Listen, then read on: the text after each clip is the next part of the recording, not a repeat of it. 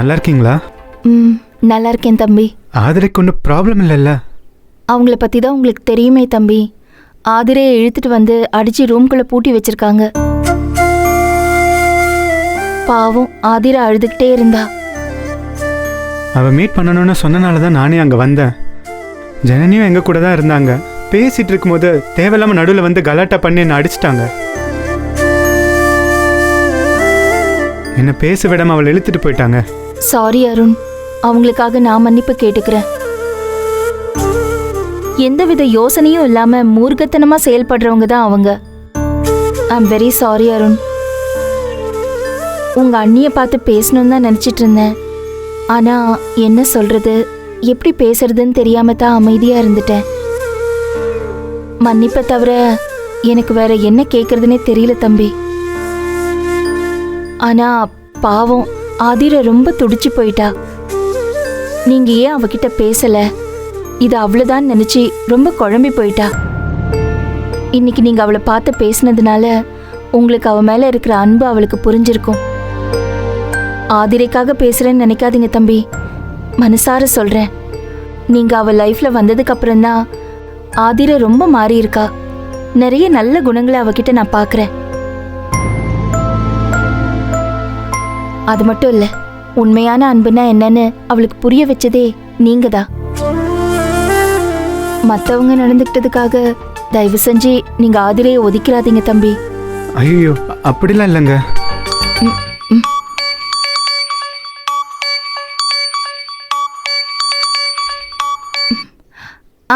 சொல்லு ஜனனி. அக்கா, Aadhira surgery attend பண்ணிட்டாக்கா. என்னது? என்ன ஜனனி சொல்ற? ஹாஸ்பிட்டல்ல அட்மிட் பண்ணிருக்கோம். தூக்க மாத்திரை சாப்பிட்டுட்டாக்கா, மயங்கிட்டா. இங்க டிஎஸ் ஹாஸ்பிட்டல் அட்மிட் பண்ணிருக்கோம். உள்ள ட்ரீட்மெண்ட் போயிட்டு இருக்குக்கா. ஐயோ, இப்போ எப்படிமா இருக்கு? இன்னும் ஒன்றும் தெரியல, எதுவும் சொல்லலக்கா. சரி, நீ பாத்துக்க, நான் வந்துடுறேன். சரிக்கா. தம்பி, ஆதிர தூக்க மாத்திரை சாப்பிட்டாலாம். ஹாஸ்பிட்டலுக்கு தூக்கிட்டு போயிருக்காங்களாம். எங்க என்ன சொல்றீங்க? எந்த ஹாஸ்பிட்டல்? DS hospital. சரி நீங்க வாங்க, சீக்கிரம் வாங்க போலாம். சீக்கிரம் வண்டியில இருங்க.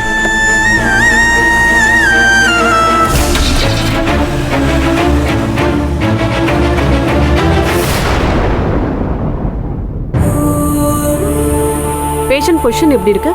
கொஞ்சம் கிரிட்டிக்கலாக தான் இருக்கு மேடம். ஓ, இங்கே கொடுங்க. இந்தாங்க மேடம்.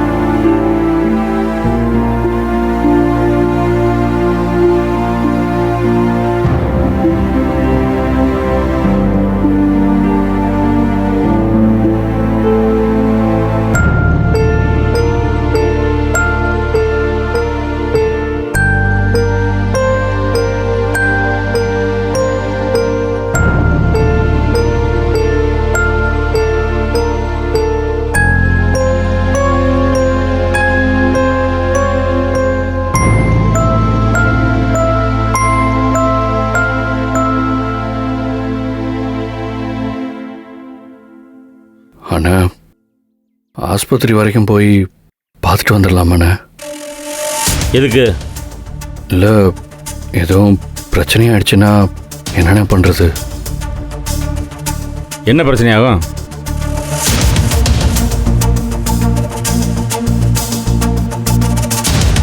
ஏப்பா, உனக்கு இருக்கிறது தங்கச்சிங்கிற பாசமா இல்லை இடக்கு மடக்க ஏதோ ஆயிர போதுங்கிற பயமா?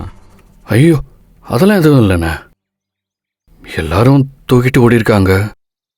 அப்புறம் எதுவும் சிக்கல்னா நம்ம போகாம எப்படி? கதிரே, உனக்கு என்ன ஆச்சு?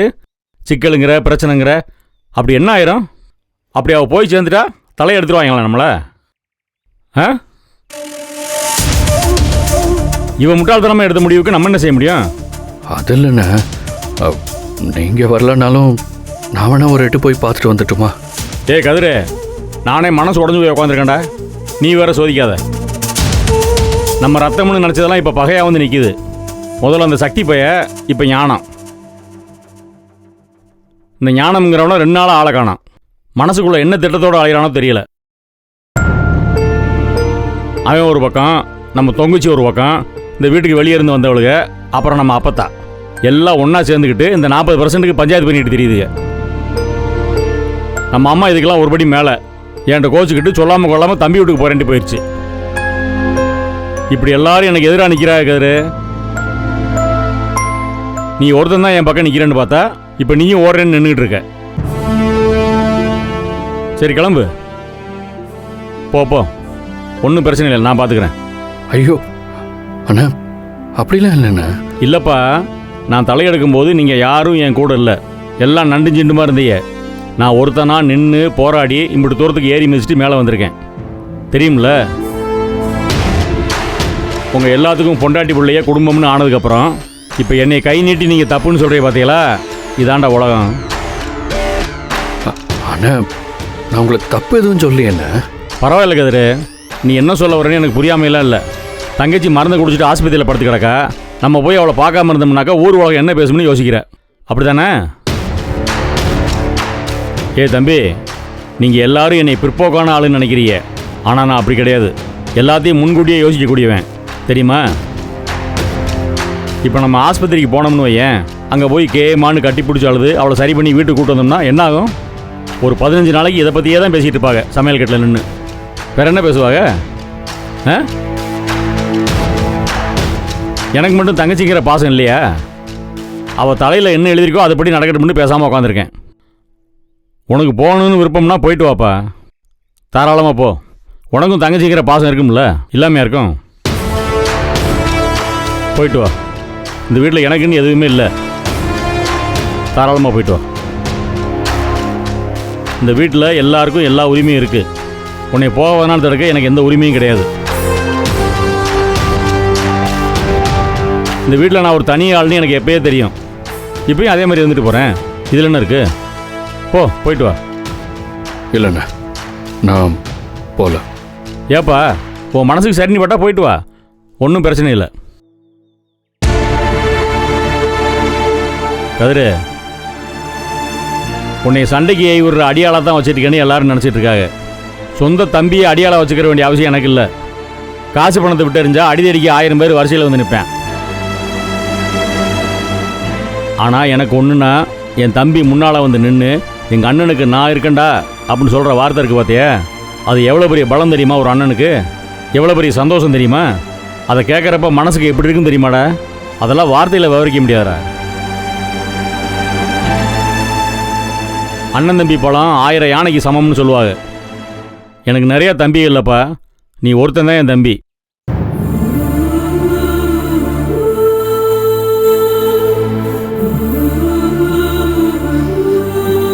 வா, வந்து உட்காரு. ஏய் வாடா, உட்கார்ற.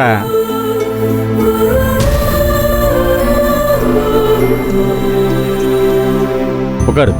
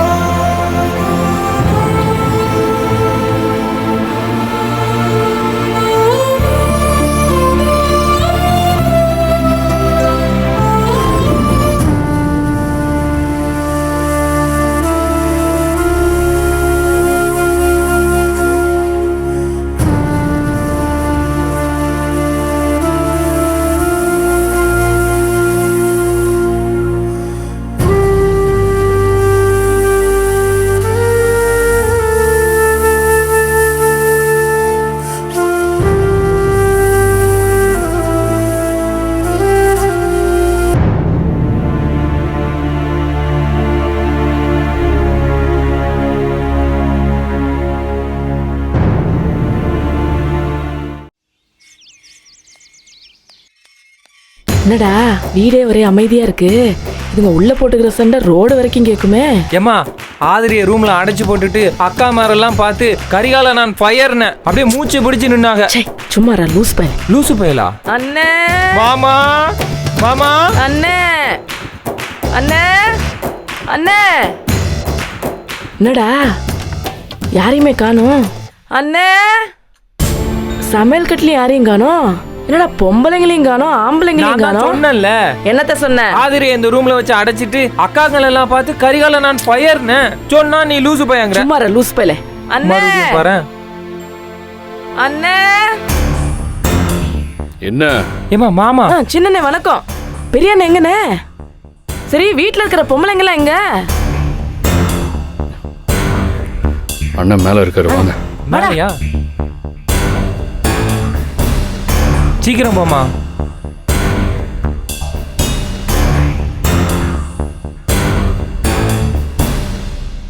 அண்ணே எப்படிண்ணே இருக்கிய? என்ன என்னண்ணே இப்படி வந்து உட்கார்ந்துருக்க தனியா வந்து? வீடே வெறிச்சோடி போய் கிடக்கு.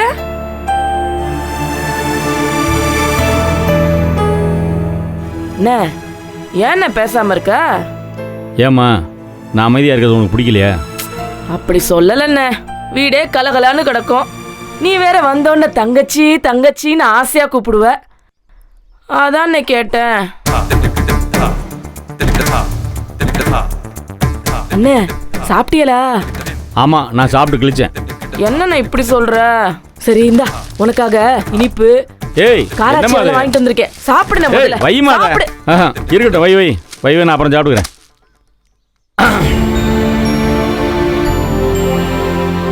என்னென்ன உன்னை வீட்டுல தனியா விட்டுவிட்டு பொம்பளை ஆளுங்கெல்லாம் எங்க போயிருக்காங்க? எல்லாம் வெளியே போயிருக்காங்கம்மா. என்னென்ன பொறுப்பில்லாத பொம்பளை எல்லாம் இருக்காளுவ? உழைச்சு உழைச்சு ஓடா தெரிஞ்ச மனுஷனை இப்படி வீட்டுல தனியா விட்டுவிட்டு எல்லா பொம்பளையிலும் வெளில போனா என்னென்ன அர்த்தம்? கொஞ்சம் கூட பொறுப்பே இல்லையே. என்ன ஏம்மா, கோடி கோடியா சம்பாதிச்சவருமா மாமா, அவருக்கே இந்த நிலைமை பாத்தியா? ஆமாண்டா. அண்ணே, இவன் அப்பா இருக்கானே, பொறுப்புன்னா கிலோ என்ன விலைன்னு கேட்பான். ஆடிக்கு ஒரு தடவை அமாவாசைக்கு ஒரு தடவை தான் வருவான். அதுவும் காலில் சுடுதண்ணி ஊத்துன மாதிரி பறந்து போயிருவான். இதுவே கல்யாணமான புதுசுல வீட்டை விட்டு வெளியிலேயே பய போக மாட்டான். இந்த பய பிறந்த அடுத்த நாள்ல இருந்து போக்குவரத்து குறைஞ்சு போச்சுன்னு. நாளுக்கு ஒரு தடவை வந்த பைய வாரத்துக்கு ஒரு தடவை வந்தான். ஏம்மா, வாரத்துக்கு ஒரு தடவை வந்தவன் மாசத்துக்கு ஒரு தடவை வர ஆரம்பிச்சான். மாசம் வருஷமாச்சு. இப்ப வருஷம்தான் போயிட்டு இருக்கு. என் புருஷனை காணோம். வருவானா வரமாட்டானான்னு கூட தெரிலண்ணே. ஏம்மா வாய மூடுமா.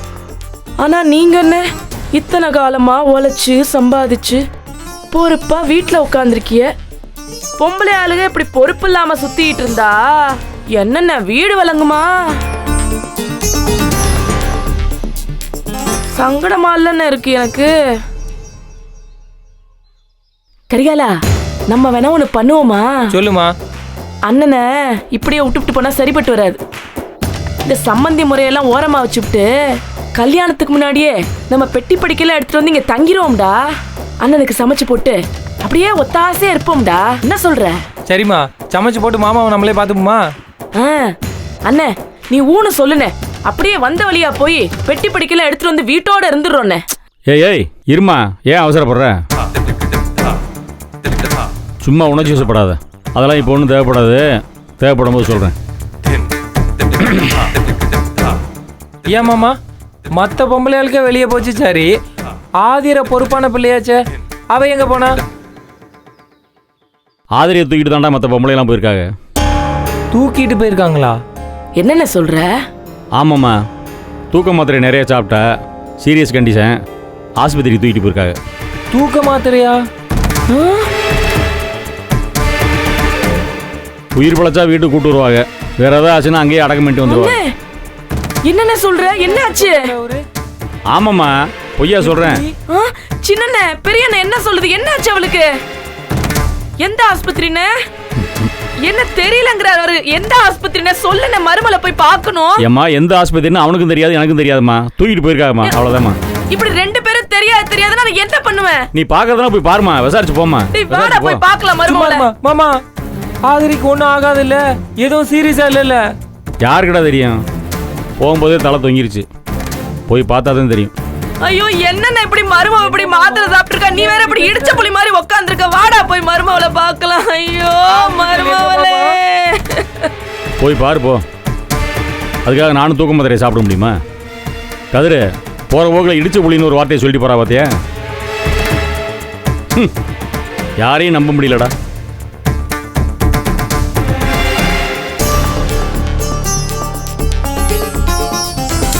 என்னடா நெட்டையன் தலையில இப்படி குண்டு தூக்கி போடுறான்? இவன் தங்கச்சியை தருவான்னு நம்பிதான் ஊர் ஃபுல்லா கடனை வாங்கி வச்சிருக்கேன்டா.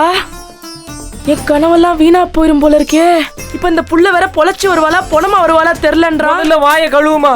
என்னது அமர காதல்? நேரா ஆஸ்பத்திரி போறோம், ஆதிர உயிரை பிடிச்சு நிறுத்துறோம். பைத்தியக்கார பையல, வாயில தான் வந்துட போதும், வந்து தொலை.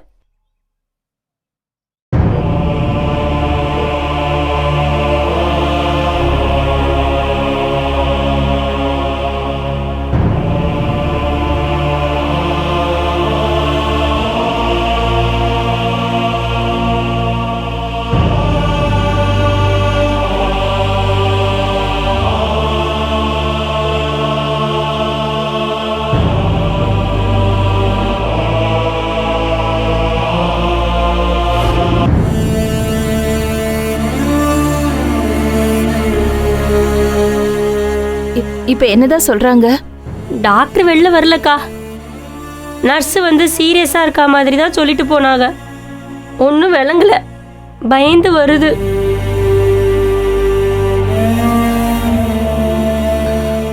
என்னம்மா இது?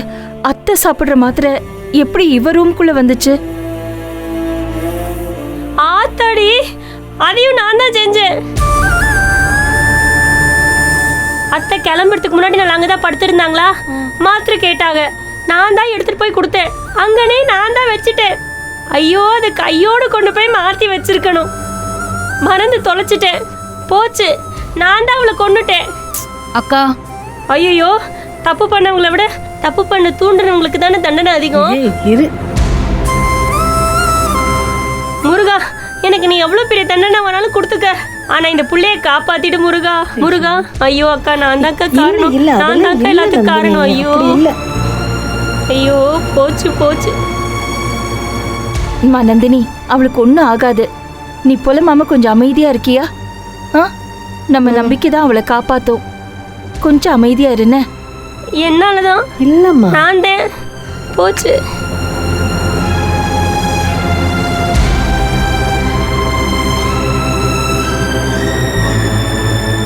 நானும் அவகிட்ட கொஞ்சம் ஸ்ட்ராங்காக பேசியிருக்கணும்.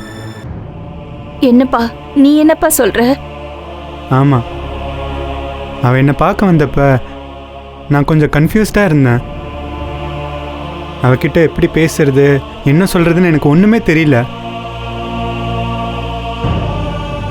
அண்ணியும் நானும் வீட்டுக்கு வந்தப்ப எங்களை அவமானப்படுத்தினதை பற்றி பேசி அவளுக்கு இன்னும் கில்ட்டை அதிகமாக்கிட்டேன்.